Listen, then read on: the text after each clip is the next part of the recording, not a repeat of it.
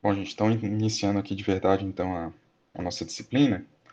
Vou começar falando aqui em geral sobre garantia de escoamento e é interessante aqui a gente ver alguns pontos daquela palestra que já tinha mandado para vocês com o pessoal da Petrobras. Naquela palestra tem muita informação técnica, muito dado histórico também de como é que foi construído esse conhecimento de garantia de escoamento. É a primeira parte dessa disciplina de agentes tensoativos, que é principalmente para a gente tentar entender e identificar onde aplicar os tensoativos e para quais tipos de problemas. Normalmente, esses problemas são problemas de garantia de escoamento. Então, por isso que a gente vai dar uma olhada nessa disciplina, digamos assim, da engenharia de petróleo, que é o estabelecimento do conhecimento em torno das características do fluido para que a gente possa garantir que ele escoe, né? Para garantir que ele escoe nas diversas etapas do processo produtivo de petróleo. Então, a primeira problemática é justamente a problemática da gente entender que, com o passar dos anos, a gente tem o aumento a saída, principalmente, do que a gente tem aqui de área de produção de campos onshore e começa a explorar mais no processo offshore. Então, é justamente a gente pensar em termos de que a altura da lâmina de água e aí os desafios de produção têm aumentado com os últimos anos. Então, quando a gente fala aqui dos campos de anchova e marlim, principalmente, e marlim sul, são os campos onde foi iniciado o pensamento de, de, de quais são os pré-requisitos para que você possa entender como garantir que o óleo está escoando, que você não tenha perca de produção nem de produtividade.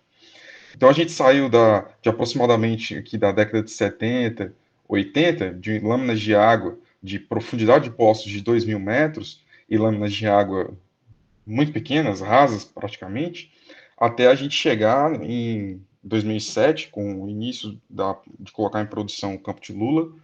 Já mudou esse nome de Lula esqueci agora o nome do campo, mas começou como se chamando de Lula, né, por causa do molusco. Então, nessa altura aqui de lâmina de água, a gente tem aqui mais de 2.500 metros de lâmina de água. Lâmina de água é justamente o quanto de água você tem que encontrar até chegar no leito submarino, para dali sim iniciar o processo de tentar chegar até a região efetivamente onde você tem a rocha produtora. Então, a gente passa aqui por essa camada de sal e é por isso que a gente chama de pré-sal, porque nesses sentidos daqui para lá, você encontra o sal antes de você conseguir chegar na plataforma. Então, com essas camadas do pré-sal, esse aumento dessa profundidade, você aumenta também os desafios de exploração, né? Não só do ponto de vista dos equipamentos que você está utilizando, se aqui você tinha uma lâmina de água mais baixa, você conseguia fazer uma plataforma que fosse fixa ou semi-submersível, flutuante, em que ela conseguisse escapar um pouco mais dos impactos das ondas, ok? Mas aí, desse ponto de vista, o que a gente pode tentar entender é que o aumento desse desafio mudou qual tipo de equipamento você utiliza para produzir, mas também trouxe outros desafios, né? Quando a gente fala aqui do leito oceânico, a gente está falando de uma temperatura baixa no fundo do leito oceânico. E aí a gente tem a influência dessas características aqui da zona de produção como influenciando muito na, na, na composição do fluido e no que o fluido sofre no meio desse caminho, ok? Então, além disso, a gente ainda tem a complexidade não só do equipamento de topside, né, não só da estrutura da plataforma que você está utilizando, mas o projeto subsea, né, o projeto no fundo do mar, ele tem enfrentado um aumento da complexidade. Então, você pode ter diversos poços que são conectados aqui ainda no leito submarino. Você pode ter uma unidade de processamento primário já aqui no fundo do poço. Então você recebe aqui, esses poços estão produzindo água, óleo, gás, e você pode fazer um pré-processamento aqui, pelo menos para poder fazer o retorno imediato da água ou do gás, e para que você possa elevar somente o que você tem interesse, que é o óleo. Então, isso faz com que você tenha uma complexidade no leito oceânico muito grande. O tempo que o fluido passa aqui no leito oceânico é relativamente alto. Não só o tempo que ele passa, a temperatura, mas também o formato aqui, né? O que você tem como sendo o leito submarino influencia muito no percurso que o fluido está passando. Então, se você tem aqui, se a gente vê uma vista lateral desse leito submarino, você vai poder ter um poço produzindo um determinado ponto, mas que ele passa percurso bem diferente, né? Então ele tem aqui um tieback, ou seja, uma corrente de produção que vai da cabeça do poço efetivamente até a chegada lá em cima na válvula choke, ou então no manifold de produção, em que ele passa por um percurso que faz com que o escoamento multifásico aqui seja um problema de garantia de escoamento. Então, esses dois pontos aqui são as problemáticas que a gente percebe e os desafios que a gente pode enfrentar quando a gente está pensando numa produção em águas offshore, em águas ultraprofundas. Ok, então, não só os equipamentos, a complexidade do leito oceânico, mas a composição. Então, aqui a gente está tentando entender melhor como é que a composição influencia no fluido. Então, você tem o escoamento que você tem aqui no leito poroso, então você tem aqui a rocha reservatória, que é como se fosse uma esponja. E aí, nessa esponja, você tem um fluido lá dentro, você tem a parte fixa, que seria a rocha propriamente dita. Então, aqui você tem tanto o óleo no local mesmo, e juntamente com a água e o gás, podendo ser um escoamento trifásico aqui, multifásico, com certeza. Ele chega até o ponto de produção, passa pela cabeça de válvula aqui no leito submarino, e isso tudo você tem diversos desafios, como a presença de sólidos dentro da tubulação, então isso aqui seria o diâmetro original da tubulação, essas fotos são bem clássicas, né? E isso daqui, o que você tem aqui nesse raio, seria incrustação, seria aquilo que está entupindo aquela passagem, né? Então, quando você está fazendo isso, se ele não fica depositado, aqui, quando a gente fala que ele fica fixo na tubulação, a gente está comentando que ele está depositado.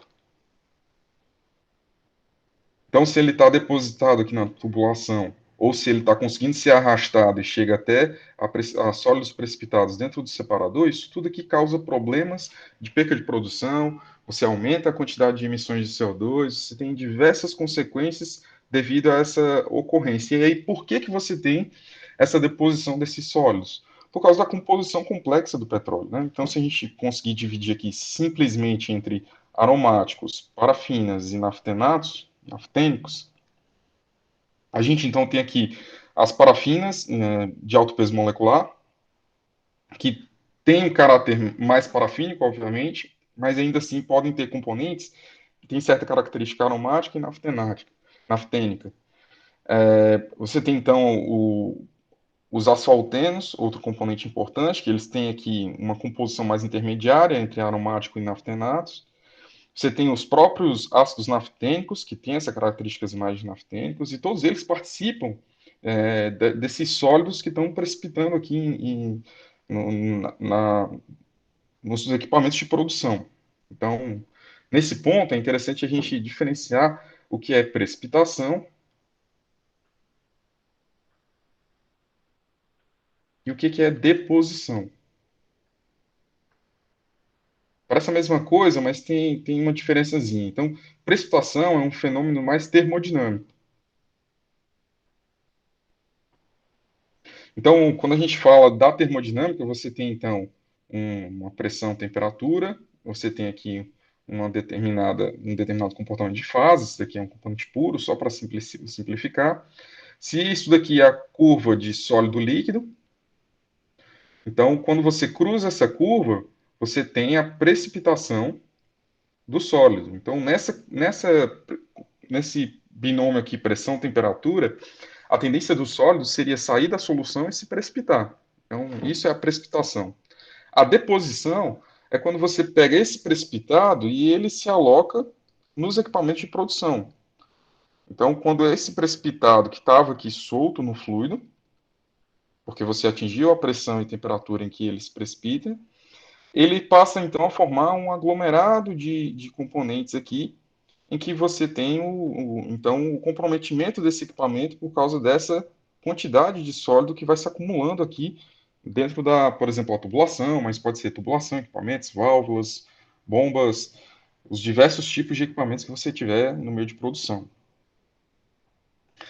Ok, então a gente tem falado até agora da profundidade que a gente está trabalhando, da localização do poço, do formato do fundo do leito oceânico, a gente tem falado dos equipamentos, da composição do óleo, a composição natural do óleo, e ainda tem aquilo que a gente faz como mudanças na composição, né? Então, a gente sabe dos problemas ambientais em torno do CO2, desde o início da vida produtiva de cada um dos campos que a gente tem visto, tem avaliado, eles já consideram a injeção de CO2 desde os primeiros anos de vida produtiva do poço.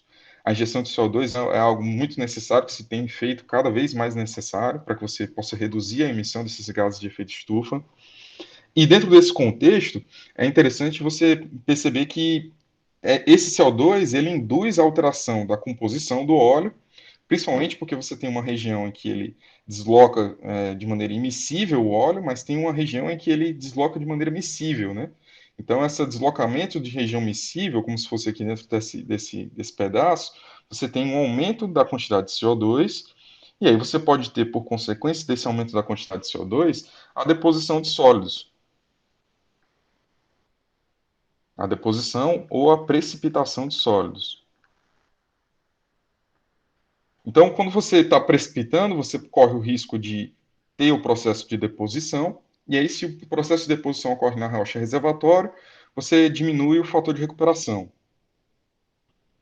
Você diminui a recuperação porque você está reduzindo a porosidade, alterando a permeabilidade. Então, todos esses fatores fazem com que você perca a recuperação do óleo. Se ele não tem ainda uma cinética ou um mecanismo de precipitação que induz a deposição dentro da rocha reservatória, ele pode ter essa mesma deposição na tubulação de produção, nos risers de produção. E aí, se você tiver essa deposição nos risers de produção, você tem um problema de entupimento de tubulações, né? E daí a gente tem, então, o efeito de, por exemplo, as alterações como mecanismos de recuperação avançada de óleo, como fatores que alteram essa composição. Então, não somente CO2. Então, para determinar essa questão dos fingers e do aumento dos caminhos preferenciais devido à injeção somente de CO2, você pode avaliar processos de água alternada com gás. Então, quando você faz uma injeção de CO2 sequenciada com água, injeção de CO2 sequenciada com água novamente. Então, isso você pode reduzir os caminhos preferenciais, mas normalmente nessa água você também tem um surfactante. E aí, se você tem esse surfactante ou até mesmo um polímero, dependendo do autor, vocês vão ver isso, não chamando de água, mas de polímero e etc. Mas esses componentes aqui, eles alteram a composição dessa água que está sendo injetada e, por consequente, eles podem também ter um efeito do ponto de vista de garantia de escoamento, como, por exemplo, a formação de emulsões. A gente vai ver cada um desses pontos, eu estou tentando passar numa vista geral aqui do que a gente tem discutido sobre os processos em si, onde eles podem estar acontecendo, né, os problemas de garantia de escoamento. Então, quando a gente tenta mecanismos para fazer a manutenção da produtividade de uma determinada região aqui do reservatório, como através dos mecanismos de recuperação avançada de óleo, a gente acaba por alterar também a composição, e alterando essa composição, a gente também pode induzir problemas de garantia de escoamento, ok? Então, garantia de escoamento, como vocês devem ter visto lá naquela palestra que eu mandei para vocês, é um termo que foi cunhado, né, desenvolvido aqui pela Petrobras. A gente tem duas formas de encarar esse tipo de área de estudos do petróleo. Tem um pessoal aqui, principalmente da Universidade de Tulsa, nos Estados Unidos, né? Esse pessoal foi um dos primeiros a manter um sistema de estudo regular com relação à hidrodinâmica de fluidos, principalmente voltados para a indústria do petróleo. E a consequência disso é que a gente vê que a definição deles, que é tentar direcionar, né, tentar pensar a predição, a prevenção e a remediação de qualquer problema ou fenômeno que possa estar escondido dentro do fluido de produção e transportes e dos sistemas. Então, isso aqui é como se fosse uma coisa mais de pesquisa, né? É o pessoal da pesquisa tentando entender quais são os fenômenos, como é que a gente remedia, como é que a gente previne cada um deles. Já se você perguntar para alguém que seja de produção, efetivamente, o cara que trabalha ali no dia a dia da plataforma, ele vai te dizer que a garantia de escoamento é quando você consegue produzir de maneira segura, gerenciável e lucrativa os fluidos reservatórios até o ponto de venda. Então, o cara está interessado em vender, não quer entender nada não. Ele quer produzir e que aquilo ali chegue na mão da pessoa que está vendendo. Isso daqui seria mais o pessoal realmente de operação, efetivamente falando sobre garantia de escoamento. O fato é que garantia de escoamento são os dois juntos, né? Não adianta eu entender um determinado fenômeno se eu não consigo transformar isso numa operação que seja lucrativa, que seja gerenciável, que seja realmente lucrativa para aquele ponto. Então, não adianta eu entender muito bem o fenômeno de precipitação de asfaltenos se eu não consigo converter isso em conhecimento para que a operação funcione de maneira melhor. Então, a garantia de escoamento é justamente esses dois termos juntos. Obviamente, eu estou do lado da pesquisa, tentando entender os fenômenos, mas, obviamente, sempre pensando de que eu tenho satisfações a dar para o pessoal de operação. E assim a gente vai se ajudando, entendendo o fenômeno, de como é que você observa o fenômeno na operação para tentar pesquisar e entender como se resolve cada um desses problemas, ok? Ok, então, quais são os problemas de garantia de escoamento? Então, se a gente pensar aqui do ponto de vista da termodinâmica, né, eu já enchi o saco para vocês pra caramba com relação a isso de termodinâmica. Se a gente tem aqui a pressão e temperatura de um fluido de petróleo, vocês são bem familiarizados com essa curva azul aqui, curva dos pontos de bolha.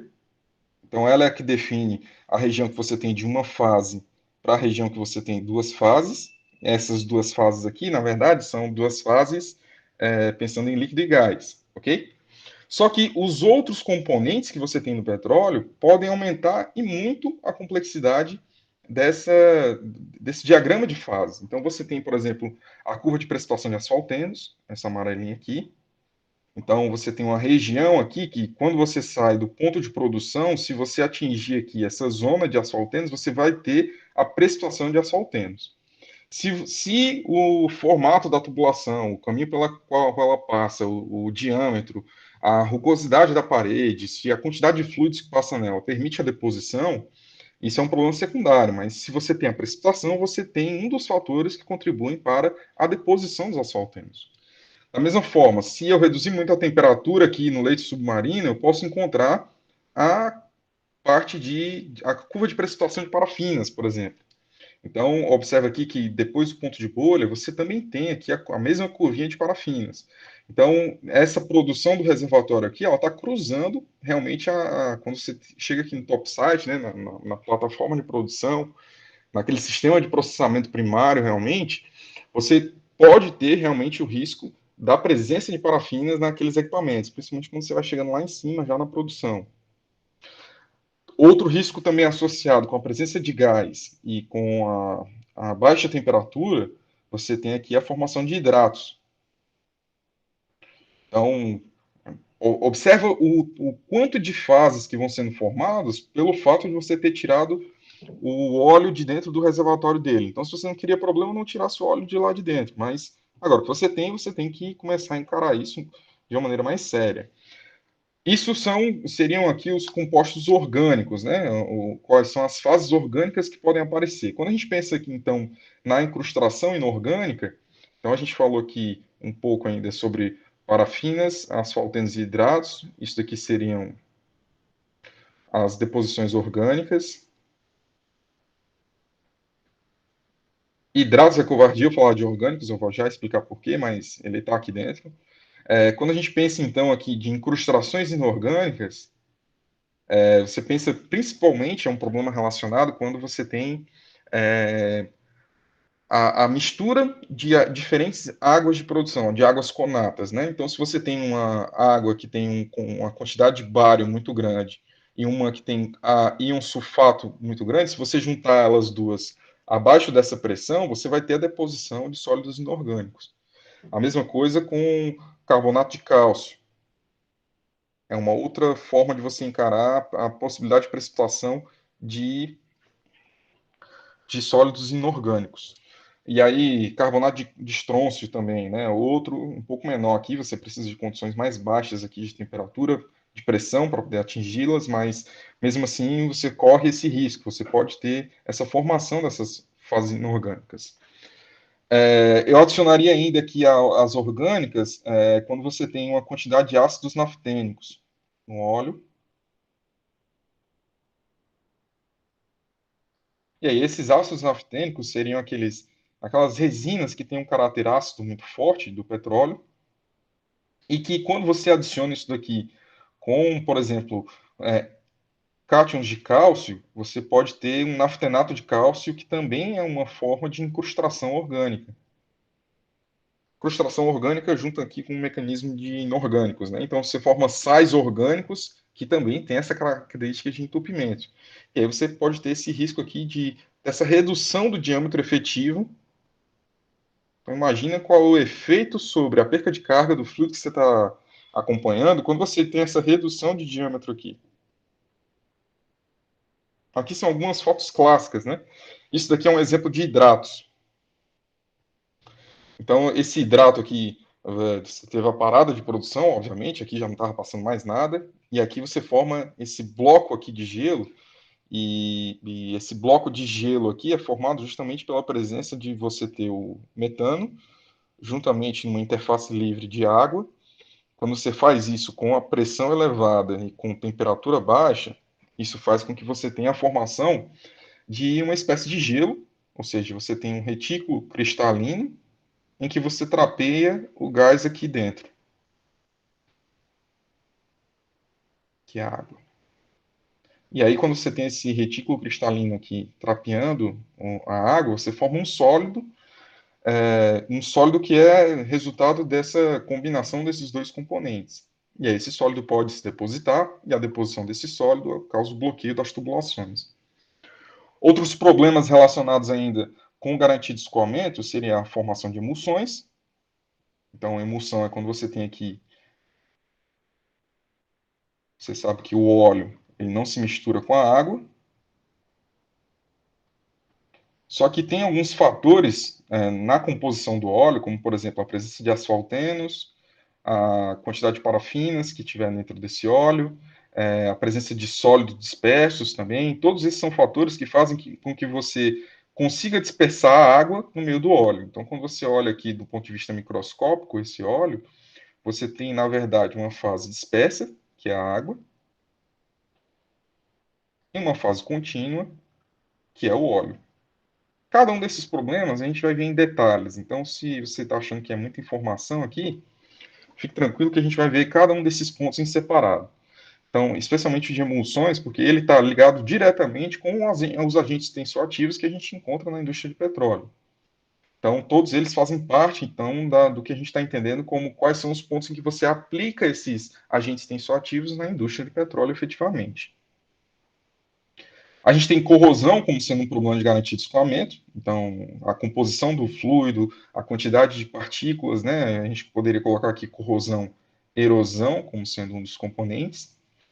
A formação de espumas, então, principalmente quando você tem um alto teor de CO2 no óleo, e se você tiver uma inclinação rápida aqui da perca de pressão, principalmente quando você já tem gás livre, você pode ter, dependendo da tensão interfacial, você pode ter a formação de espumas. Então, o efeito da formação de espumas é que quando você tem aqui um separador primário, você tem aqui a placa defletora, né, que você chega com um jato de produção, bate nela para poder ajudar a espalhar, e aí o que você desejaria seria acumular a água aqui num ponto, aí você vem aqui com a produção de óleo, então ela passa por um tipo de vertedouro, então você faz a retirada aqui da água, mais denso, que sai primeiro, aqui o óleo, e aqui por cima você retira o gás. Só que quando a gente está pensando aqui nesse sistema dessa forma, se eu tiver formação de espumas, o que seria a espuma? Né? Seria o gás ainda envolto por parte de líquido. Você sabe que é espuma quando você faz, por exemplo, passa shampoo na cabeça, né? Então você provoca ali a espuma. O que é a espuma? É aquela mistura da água com o surfactante que você tem, ainda permeada da quantidade de ar que você fez no processo de mistura ali no seu cabelo. Então, se eu tiver essa formação de espumas aqui dentro, isso quer dizer que eu não consigo separar o óleo do gás direito. Então, parte do óleo vai junto com o gás sendo arrastado. Então, imagina o prejuízo isso quando você chega numa unidade de recompressão do gás e que você tem a presença do óleo aqui dentro. Então, você vai arrebentar os equipamentos de processamento depois se você mantiver esse nível de espuma. E aí, como tratar essas espumas? O que desestabiliza essas espumas? Então, a gente também vai ver isso em separado, né? Então, a gente, dentro desses tópicos de garantia de escoamento, a gente vai avaliar e vai tentar entender os produtos, né, os processos primeiro, né? Então, processos em que a gente tem a deposição de parafina, deposição de asfaltenos, a formação de hidratos, as emulsões, quais são os efeitos de você colocar os inibidores de corrosão e incrustação no ponto de vista da estabilização das emulsões, como é que você trata espumas. E o objetivo da aula de hoje, chegando praticamente nela, é a gente tentar entender o fluxo multifásico como sendo um problema da garantia de escoamento. Então, quando a gente está falando de fluido multifásico, fluxo multifásico, a gente está falando do escoamento simultâneo de líquido. Então, você tem aqui o líquido sendo produzido juntamente com o gás. Então, quais são os efeitos disso na produção do petróleo? É tranquilo a gente fazer isso? A gente vai ver na aula de hoje que a gente pode ter uma série de problemas relacionados ao escoamento de mais de uma fase simultaneamente. Então, qual o dever do engenheiro de garantia de escoamento, né? Então, ele vai pegar essas informações que a gente tem tratado até agora. Então, vocês veem que são muitas informações. Cada tópico daquele ali você requer alguns anos de experiência, alguns anos de trabalho para que você possa entender aqueles processos realmente. Aqui a gente tem a ideia somente de passar para vocês o linguajar de cada uma daquelas para a gente entender onde é que são as aplicações dos agentes sensoativos. E aí, algumas informações que são importantes como é que a gente entende o reservatório como uma função do tempo, quais são as características dos fluidos propriamente ditos, do ambiente, por exemplo, um exemplo de ambiente seria a temperatura do leito submarino, qual a profundidade, a altura da lâmina de água, qual a disposição ali dos equipamentos de processamento, quais são os requerimentos de processo, os requerimentos ambientais, né? Qual o teor máximo de óleo que tem na água que eu posso despejar no fundo do mar. Então, todos esses requerimentos de processo são todas as informações que são a entrada para o conhecimento do engenheiro de garantia de escoamento. Ele faz uso, então, dos sistemas de produção, do projeto dos sistemas de produção e das estratégias de operação. Então, normalmente, quando você participa de um projeto de desenvolvimento de campo, você ainda consegue mexer nessas alternativas aqui. Então, eu vou querer manter um umbilical para injeção de produtos químicos. Então, isso é uma estratégia de projeto, né, um sistema é o projeto de um sistema de produção. É você entender, não, eu vou requerer um determinado produto químico para poder agir como tratamento contínuo nesse reservatório. Então, eu vou ter que manter um umbilical de injeção de produtos químicos. A gente também fala das estratégias de operação. Hoje a gente vai ver uma das estratégias de operação que tende a resolver os problemas causados pelo fluxo multifásico, mas aí você tem uma estratégia de operação para cada uma daqueles problemas de garantia de escoamento. A gente vai tentar ver alguns aqui ainda também. Então, um deles, você está alterando principalmente o CAPEX do projeto, então qual é o gasto de capital, enquanto que o outro você está tentando alterar principalmente o OPEX. Um deles você consegue fazer somente no começo do processo, novamente, a não ser que você tenha disponível recursos e que isso seja um investimento pago, ou seja, você vai ter o retorno garantido daquele investimento de capital para você instalar um novo equipamento, uma nova linha de umbilical, para poder você fazer o aquecimento elétrico de uma determinada região da tubulação, do riser de produção. E você tem as estratégias de operação. Abre e fecha a válvula de choque, se você tem a vazão do gás lift, então tudo isso são estratégias de operação que você pode ter para que você possa predizer, prevenir e reduzir os problemas de garantia de escoamento, minimizar o CAPEX e o OPEX, os gastos de capital, os gastos de operação, mas ainda assim garantir uma operabilidade do campo. Então, você pode ter um CAPEX e OPEX zero, é só você não produzir nada. Só que aí não é um interesse, né? Então, você quer minimizar esses gastos, mas ainda tendo uma operabilidade daquele reservatório. E remover qualquer conservadorismo desnecessário e minimizar as incertezas e riscos. Então, é um trabalho difícil. Você normalmente vai precisar de um conhecimento de simulação, principalmente de simulação computacional. Tem alguns softwares já preparados para poder fornecer essas informações. Você tem um software da S, que é o Alpha. Ele simula esses problemas de garantia de escoamento para você avaliar o risco e para poder você avaliar as estratégias de operação e o projeto de sistemas de produção, como sendo qual o efeito disso sobre os diversos problemas. E você também tem o Olga. O Olga é mais conhecido. O Olga é da Schlumberger. A Schlumberger, juntamente com o pessoal da Noruega, né, principalmente da NTNU, então tiveram esse desenvolvimento desse software. O Alpha é como se fosse uma versão brasileira, né, uma versão nacional do Olga, que é o software referência no mercado para quando você está pensando em simulação de problemas de garantia de escoamento. Ok, então, quando a gente está falando aqui então de garantia de escoamento, um dos problemas que está relacionado com isso seria o slugging severo. O que é o slugging severo, né? Então, quando você tem uma drástica mudança do fluido que você está produzindo. Então, você tem aqui o início da formação do slugging, quando você tem uma acumulação de líquido numa determinada região. Normalmente, você tem uma linha inclinada para baixo, então você está vendo aqui esse pedaço aqui do poço, ele tem da tubulação de produção, ele tem uma linha inclinada para baixo, seguida de uma configuração de riser. Então, você tem a parte do levantamento do fluido efetivamente. Então você tem a acumulação aqui inicial, a formação desse bloqueio, né, da passagem do gás. O gás normalmente consegue ter uma velocidade mais alta do que o líquido. Então o gás não está conseguindo passar por causa desse bloqueio de líquido. Você acaba é, iniciando essa produção desse líquido, fazendo blowout, efetivamente, é quando você já produziu bastante líquido aqui, e aí ele acaba chutando, acaba espirrando juntamente com o gás, e aí você volta para a etapa inicial através da queda do líquido, novamente através da tubulação. Então, você tem aqui a produção ainda de gás, de uma maior quantidade relativa de gás, enquanto que o líquido ele está voltando lá para o ponto inicial, e aí você vai nessa sequência desses passos. Até que depois do líquido fallback, você vai para a formação, para depois produção, blowout e novamente a queda do líquido no retorno e a formação inicial do slug.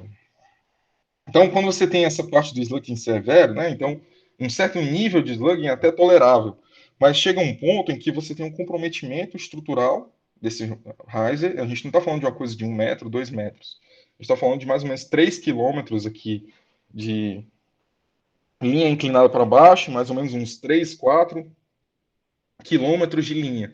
Então, o que você entende como sendo a linha rígida, ela passa a ter uma determinada flexibilidade e devido também às intempéries, né? Se isso daqui tiver aqui no leito submarino, isso aqui você tem uma corrente marítima passando. Então, se você tem essa movimentação brusca aqui dentro do fluido, você acaba tendo uma determinada variação aqui, uma vibração dentro dessa tubulação e você pode ter o comprometimento estrutural.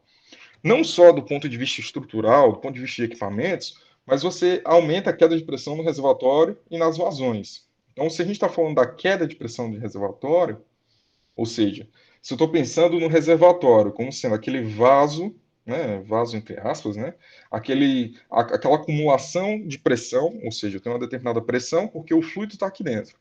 À medida que eu vou tirando de dentro do reservatório, a tendência dessa pressão é cair. Se eu estou tendo maior perca de carga para poder empurrar os fluidos no processo de produção, eu vou perder mais rapidamente essa pressão no reservatório para uma menor vazão utilizada. Então, isso acaba caindo na recuperação do que você tem do óleo. Você vai ter que começar processos de recuperação avançada, processos de manutenção dessa pressão mais rapidamente, o que diminui a lucratividade do campo. É um fenômeno de característica instável, ou seja, pode acontecer, pode não acontecer, é meio que dá na telha e começa a ser mais intenso, o que, quando você não tem essa previsibilidade, isso acaba acarretando uma grande flutuação de pressão e a capacidade insuficiente de processamento downstream. Então, se você tem uma capacidade de processamento de 1.000 barris por dia, a downstream, vai ter momentos em que a produção equivalente, aqui, a vazão equivalente, vai chegar a 2.000. Então, você não vai conseguir processar e colocar em especificação todo o fluido que está chegando. Então, a média pode ser até 1.000, mas você vai ter momentos em que vai chegar a 2.000 e o fluido que vai passar pelo processador, pelo sistema de processamento, ele não vai ter a quantidade suficiente para que você consiga colocar tudo em especificação. Então, você aumenta a quantidade de off-spec, né, fora de especificação, e isso acarreta em custos, questão ambiental, você aumenta o flaring, ou seja, um gás que você não tem interesse de produzir, acaba sendo levado para queima, e aí se você está queimando mais gás, você está emitindo mais gases de efeito estufa para a mesma produção. Você tem o favorecimento, né? Isso é muito intenso, né? A gente não está brincando aqui com relação à intensidade desse contato do fluido. Se você tem gás e o líquido aqui é uma mistura de água e óleo, isso aumenta a dispersão da água no óleo, o que torna as emulsões mais difíceis de serem tratadas. Então, esse slugging severo é um problema de garantia de escoamento e a gente vai ter alguma alternativa para isso. Só que a gente tem um outro exemplo também de um escoamento gás líquido. Aqui a gente está pensando mais num campo de produção de óleo, por exemplo. Mas a gente pode ter um problema parecido quando a gente está tentando produzir um campo de gás. Então, a gente sabe que no gás aqui, a gente tem a pressão e a temperatura. Você tem aqui, então, comportamento de fase, aproximadamente, né? E dependendo aqui da região que você tiver na produção, você vai ter um poço produtor de gás.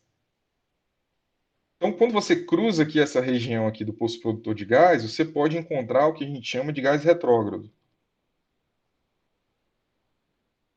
Gás retrógrado não é um gás que pensa de maneira antiquada, não. Gás retrógrado é porque ele aparece num dropout, ele aparece aqui na quantidade, né? Se você for seguindo aqui a quantidade de líquido, né? O líquido dropout, em função da pressão aqui efetivamente, vai ter um momento em que ele aparece aqui numa determinada pressão, essa pressão aqui P1. Você tem aqui essa pressão P1 aqui também. Então, ele aumenta muito rápido e depois ele tem uma queda abrupta. Então, é por isso que a gente chama ele de gás retrógrado, porque ele aumenta e depois diminui de volta. Até você chegar aqui, por exemplo, na proximidade da pressão P2. Tranquilo? Então, quando você tem esse gás, ou então a produção de água, né, quando você tem um aquífero muito próximo dessa região que você tem da produção de gás, né, o que seria o aquífero, né? Você tem aqui a rocha reservatória.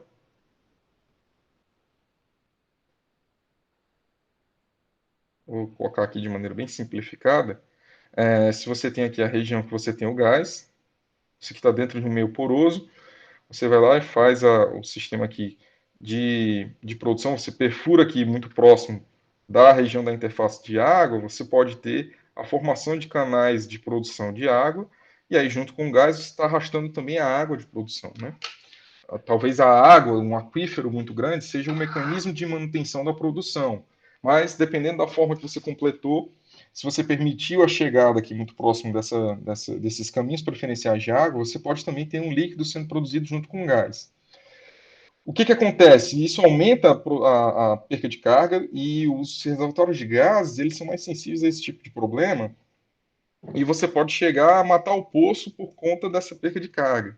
Então, aqui vermelho é o gás, branquinho aqui é a água ou até mesmo condensado de gás natural, né, que seria esse líquido formado aqui no dropout. Você tem aqui o fluxo em forma de orvalho, né? Você tem aqui somente umas gotículas de água perdida. Essa seria uma forma que você tem com alta taxa de produção de gás. Só que à medida que você vai diminuindo isso, você vai aumentando a quantidade, ou pelo menos os volumes diferenciais aqui do líquido formado, até que você tem o formato de slug, ou seja, você vai ter uma produção bem intermediária, até que você tem um líquido que está carregando, ou seja, a coluna de líquido que o gás tem que empurrar é tão grande que ele não tem fluxo de gás mais. Então, você acaba matando o poço, você acaba não produzindo mais o gás por conta da perca de carga que o gás teria que vencer para empurrar todo o líquido de volta lá para cima. Então, isso também é um problema de garantia de escoamento. Esse problema aqui está mais relacionado a um baixo entendimento dos fluxos de subsuperfície e um baixo entendimento aqui da região de gás retrógrados que você precisaria evitar do que propriamente o que você consegue pensar em hidrodinâmica, mas também é um dos efeitos que você pode observar. Então, ok, vamos tentar separar agora esses fluxos, já que cada um desses fluxos é muito complexo para a gente entender em diagramas muito mais complexos, e aqui eu vou querer mostrar para vocês quais são os efeitos da velocidade relativa entre, por exemplo, a água e aqui, por exemplo, aqui um gás, quando você tem a velocidade de cada um deles relativa, né? Então, aqui a gente tem esse gráfico, ele está te dizendo qual é a velocidade da água, aqui qual é a velocidade do gás, e qual é o tipo de escoamento, né, qual o regime de escoamento que você encontra em cada um deles. Então, quando você tem baixa velocidade, aqui como são feitos em experimentos padrões, né, então isso aqui é ar e isso daqui é água. Então, normalmente esses sistemas, como o óleo é escuro, preto, você não consegue ver através dele qual é o regime de escoamento, mas o mesmo mecanismo de escoamento permanece para quando você está analisando com, por exemplo, o óleo e o gás num poço efetivamente. Então você também tem essas mesmas, só vai mudar quais são as velocidades relativas, mas você ainda consegue perceber cada um deles. Então, aqui nesse caso, a gente tem então um regime de escoamento de bolhas, ou seja, você tem essas bolhas aqui de espécie, como aqui nesse escoamento no item A. Você tem aqui as bolhas de gás, né, as bolhas de ar dispersas dentro do fluido. Esse escoamento é tranquilo, ele não oferece tanta perca de carga. Quando você começa a aumentar mais a velocidade, ou seja, essa linha aqui está separando qual é a região de escoamento de bolhas para a região de escoamento em forma de slug. Então, essa forma aqui de escoamento em slug é justamente aquilo que a gente está tentando evitar, como sendo uma região de escoamento muito complicada para a gente manter de forma sustentável na produção. Então, essa forma de slug aqui está mais relacionada com o item C. Entre A e C, você tem um regime de transição entre eles, né? Essas linhas aqui nunca são somente essas linhas, né?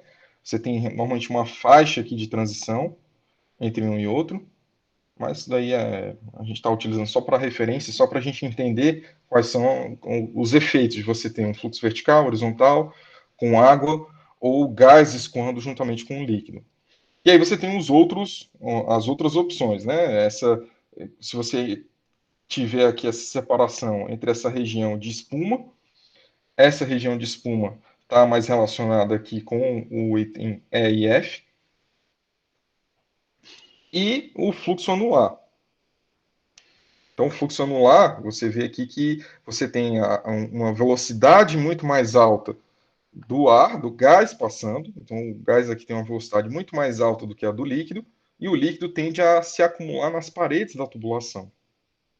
Se você continuar aumentando muito a velocidade do gás relativa à velocidade do líquido, você consegue chegar ao ponto de névoa, né? O ponto de você estar arrancando aqui pequenas gotículas dessa região que está no ar e levando elas, espalhando aqui dentro da tubulação. Ok? Então, isso aqui seria o fluxo vertical. O efeito da densidade, né? A gente percebe que muda muito. Aí esse é o mesmo gráfico anterior, que é um fluxo vertical gás líquido. Isso aqui seria o efeito quando você tem água e óleo, ou seja, as densidades aqui, a diferença de densidade aqui é maior entre as duas fases e a diferença aqui é menor, ok? Então a região de slug, que é a região que a gente quer evitar, seria essa região aqui.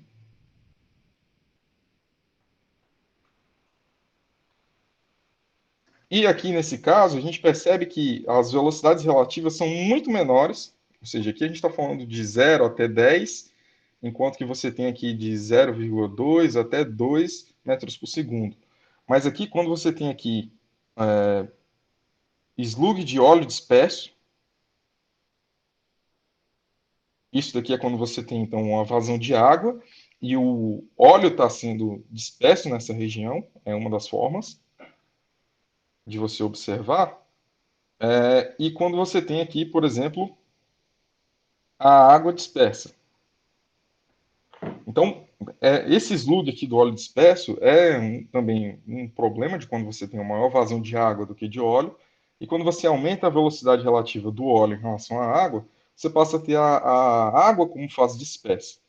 Nesse meio de transição aqui, tem o que a gente chama de região de inversão de fase.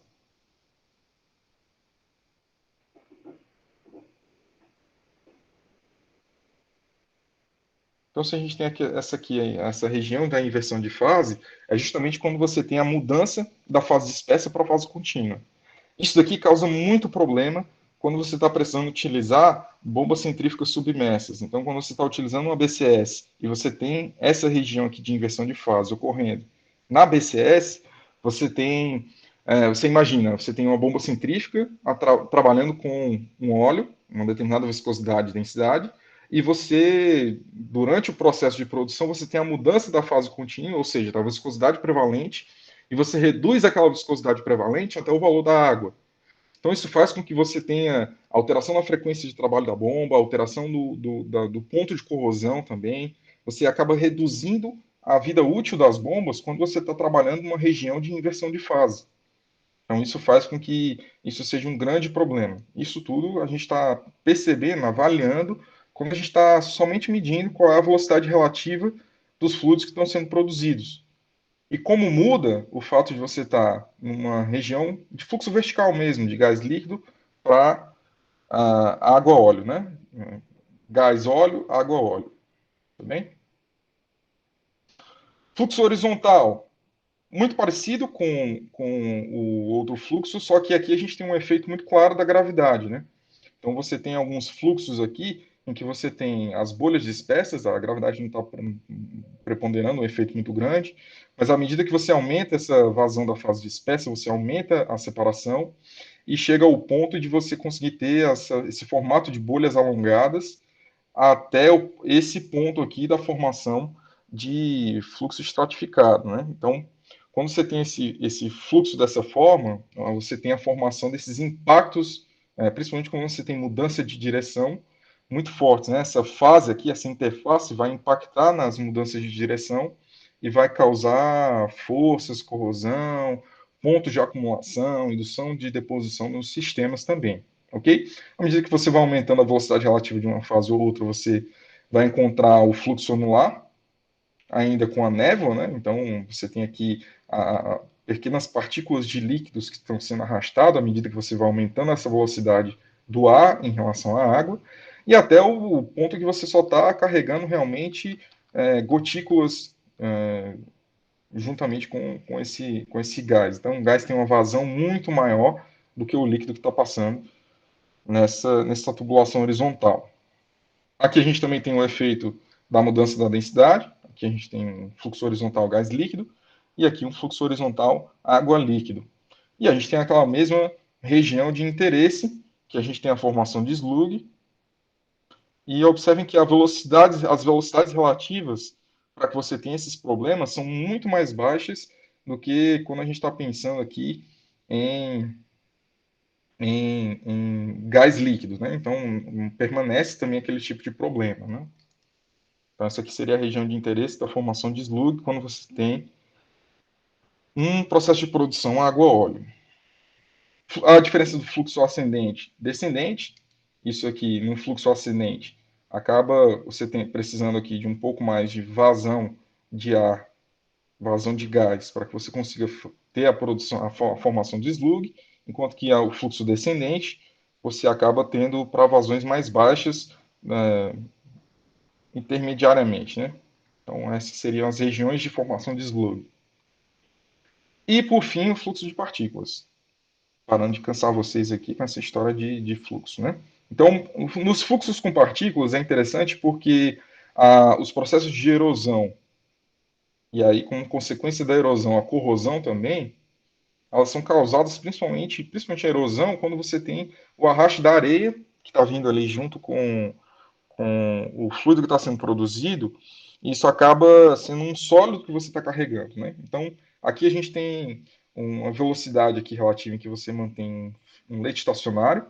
Isso aqui é o diâmetro das partículas que estão ali dentro, e aqui seria a velocidade do fluido que está passando. A partir de um determinado momento, você consegue fazer uma suspensão simétrica desse leito. Então, se a gente está pensando num leito aqui, num fluxo vertical, que está cheio de partícula, tá? Aqui está como se fosse material sólido. Quando a gente está falando de suspensão simétrica, é quando você tem uma velocidade em que você desloca essa maçaroca aqui de partículas todas juntas. E se você continuar aumentando aqui, por exemplo, isso para partículas muito pequenas, né? Você acaba deslocando elas como um plug juntos. Se você tiver, então, um diâmetro maior aqui, você acaba fazendo maior variação e você consegue levantar aqui somente algumas zonas de partícula. E se você tiver ainda partículas ainda maiores, você acaba conseguindo fluidizar o leito, né? Então, o leito fluidizado é quando você tem uma completa movimentação das partículas, elas estão todas frouxas aqui. Isso faz com que você tenha um aumento da perca de carga também. E aqui tá mostrando um gráfico só para simplificar aqui, que é um binômio de velocidade e da quantidade de partículas, né? Então, cada uma dessas velocidades, a velocidade CH1 seria a velocidade para que você iniciasse aqui uma suspensão assimétrica, e a velocidade CH2 seria a velocidade que você consegue fluidizar o leito. Então, cada uma dessas velocidades, observa que você acaba alterando aqui essa altura relativa desse leito com relação ao comprimento que você tinha inicial, a depender da quantidade de partículas que você tem, né? Então, aqui é o efeito do diâmetro e aqui o efeito da quantidade de partículas que você tem. Isso aqui são todos ensaios modelos para a gente entender o que acontece na, na produção de petróleo. Então, você acaba, se você tiver partículas muito grandes, você fluidiza essas partículas de maneira mais fácil e acaba arrastando elas junto com a produção. Isso aumenta a erosão, aumenta a corrosão dos equipamentos e diminui a vida útil deles, né? Então, você tem aumento das despesas operacionais devido a isso. Então, o exemplo de hoje que eu queria trabalhar com vocês seria um exemplo de um slugging severo e de como resolver um slugging severo. Então, esses dados aqui são dados de simulação feitas no software AlphaSim, da Alpha, do grupo S. Então, eu peguei esse estudo de caso deles para a gente tentar entender como é que você pode conseguir resolver um problema de slugging severo. Então, aqui você tem a dimensão Y, a dimensão X da tubulação. Então, você tem aqui zero aqui, mas você tem cerca de 1.000 metros de tubulação, que você está aqui mais ou menos horizontal. E você tem aqui aproximadamente 3.500 metros de tubulação descendente. Lembrando do que é necessário para que você possa ter a formação de slugs.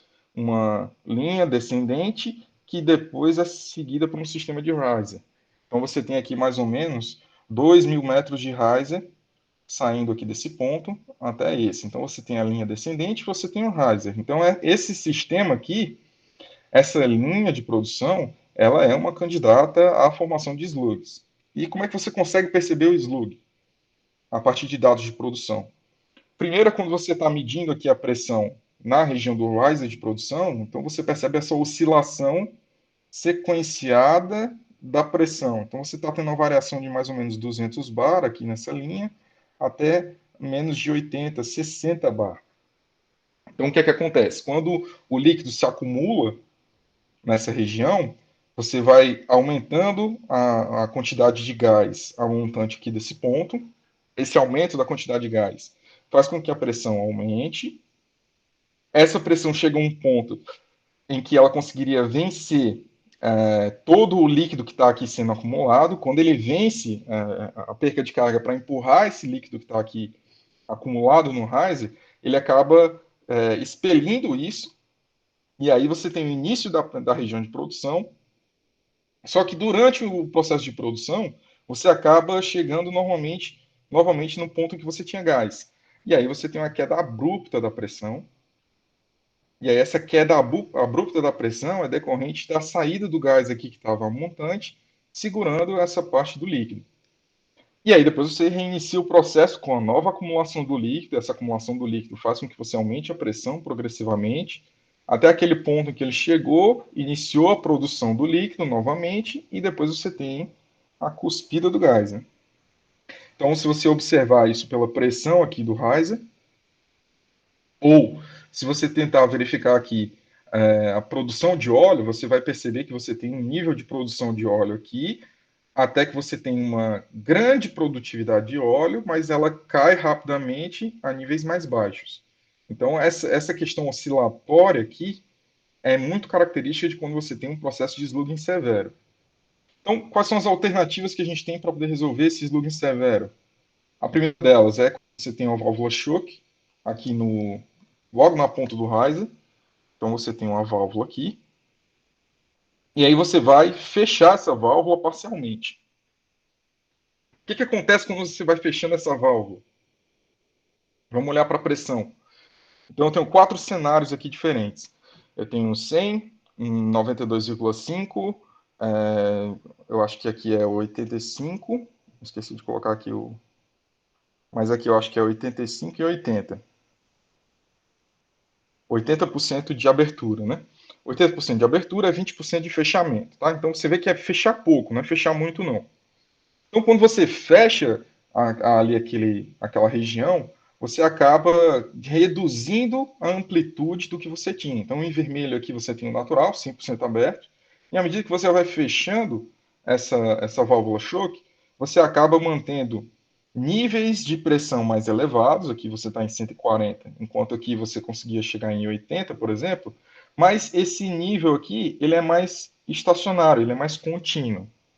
Só que o que realmente é interessante é quando você observa o que acontece com o volume produzido de óleo.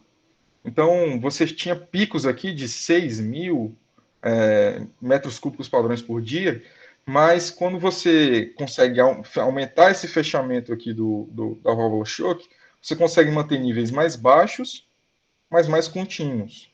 Então, uma primeira solução para um slugging severo é você ter o fechamento da válvula choke. Uma segunda forma de você fazer isso seria através do gas lift. Então, o que é o gas lift? É quando você pega um pedaço do riser ali e faz uma adaptação para que você possa injetar gás para poder auxiliar no processo de produção. Tá, professor, mas aí eu vou injetar mais gás, eu vou alterar aquela hidrodinâmica, eu vou mudar aqueles regimes hidrodinâmicos. Se eu tenho mais gás, eu posso ter uma maior velocidade do que aquele gás está passando, né? Eu tenho uma maior vazão de gás passando ali. Maior vazão na mesma área seria então uma maior velocidade. E aí, se eu tenho uma maior velocidade, eu posso mudar o regime hidrodinâmico do que estava antes. Isso mesmo. Então, se você deixar a válvula 100% aberta e você for induzindo o aumento da velocidade do gás pelo processo de gás lift, então você também tem uma redução progressiva. Observa aqui como é que ele estava inicialmente, quando você vai adicionando, então, aqui 20.000 metros cúbicos padrões diário para 40.000 ou 80.000. Então, observa que quando você tem aqui 80.000, você está aqui mantendo uma pressão muito constante de 80 bar e um fluxo muito estabilizado de óleo. Então, você continua com picos de produção de óleo aqui, mas esse óleo ele está sendo arrastado e a amplitude desses picos é muito menor do que o que você tinha antes. Então, observa que se você tem um processo de gas lift, se você tem o hardware, né, se você tem os equipamentos necessários para poder fazer um processo de gas lift, é uma boa alternativa para poder você tentar reduzir a formação de slugs. Obviamente, a solução ideal seria a combinação desses dois componentes. E aí você pode tentar otimizar, né? Porque qual é a consequência? É ótimo você fechar o choke, mas você aumenta a pressão dentro dos equipamentos, você tem um limite disso, então, para poder você fazer. E se você está fazendo isso com o fluido, é mais uma restrição que o fluido tem que passar, você acaba diminuindo essas vazões. Então, a sua vazão média de produção fica realmente muito baixa. O gas lift você acaba conseguindo manter vazões mais altas, mas ele tem um custo operacional, né? Você está empurrando um fluido para cá, você tem um aumento do OPEX. Então, se você tem um aumento aqui do OPEX, são também desvantagens de você utilizar esses dois métodos. Então, você tem que otimizar muito bem esse ponto para você ter a maior vazão possível, mas que essa vazão ainda seja estável. Não adianta você ter uma vazão elevada durante uma hora, você tem aqui um pico de 8.000 metros cúbicos padrões por dia. Só que aí não adianta isso, você tem que manter isso num ponto em que seja ótimo, né? Você ter a garantia da operação junto com a conservação dos equipamentos. Aí sim você tem o ponto ótimo da operação de um determinado sistema. Ok? Então, isso aqui seria basicamente a aula de hoje. Vocês têm alguma pergunta? Querem tirar alguma dúvida? Professor, por enquanto, eu assisti a palestra, foi bem como o senhor falou, eu tive muita dúvida. Eu sempre estava Uhum. pausando para pesquisar um termo, para ver o que era, porque realmente é um conteúdo muito novo para mim. Com Sim, certeza sim. vou reassistir essa aula, Ok. e porque foi tanta coisa assim, nova, que eu ainda não consigo formular nenhuma dúvida. E Não, com tranquilo. certeza, na segunda-feira eu vou vir cheia de dúvida para perguntar para o senhor. Fica à vontade, tá? A gente está aí para isso. Então, eu já vou tentar mandar para o YouTube e deixar disponível o link para você assistir com calma.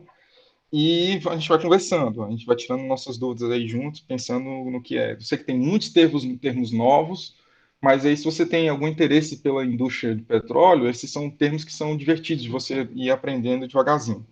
Tranquilo? Sim, exatamente. Exatamente. Assim, apesar de estar sendo muito novo, eu estou muito interessada e muito animada. Sério. Bacana, bacana, Letícia, que bom. Beleza, gente? Então, se vocês não têm dúvida, a gente vai se falando e aí até semana que vem, né? Hoje é quarta, até segunda-feira, se Deus quiser. Tranquilo? Para a segunda, professor. Bom Bom dia. final de semana aí para vocês. Valeu. Bom final de semana. Eu também. Tchau, professor.